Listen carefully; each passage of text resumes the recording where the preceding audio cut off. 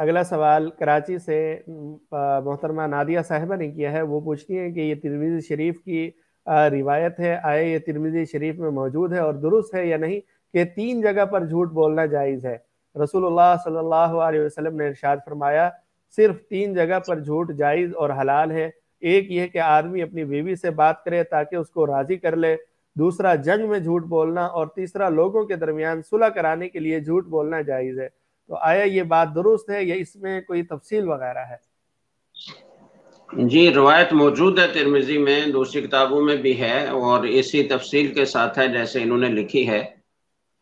لیکن علماء نے لکھا ہے کہ سری جھوٹ نہ بولے، حتی الامکان سری جھوٹ بولنے سے اجتناب کیا جائے اور توریہ کرے. توریہ کا مطلب یہ ہوتا ہے کہ ایسے گول مول بات کی جائے کہ جس کا مخاطب کے ذہن کچھ اور سمجھے اور متکلم کے ذہن میں اس کا کچھ اور مطلب ہو، جس سے اس کا مقصد حاصل ہو جائے.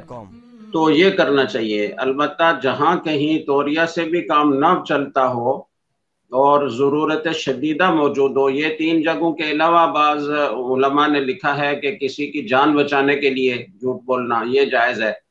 جیسے کوئی آدمی کسی کی تلاش میں ہے اور اسے قتل کرنا چاہتا ہے، وہ آپ سے پوچھتا ہے کہ فلاں آدمی کہاں ہے، آپ کو معلوم ہے لیکن آپ بتائیں گے تو آپ کو یقین ہے کہ وہ اسے قتل کر دے گا اور یہ ظلماً قتل ہوگا، تو ایسی صورت میں جھوٹ بولنے کی اجازت ہے. اسی طرح بعض علماء نے لکھا ہے کہ اگر کسی جگہ سچ بولنے سے بہت بڑے فتنے کا اندیشہ ہو اور یقین ہو کہ اگر یہ سچی بات میں نے کہی تو بہت بڑا فتنہ برپا ہوگا، تو وہاں پر بھی جھوٹ بولنے کی گنجائش ہے.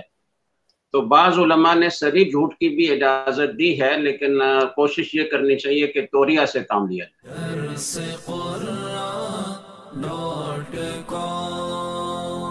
www.darsequran.com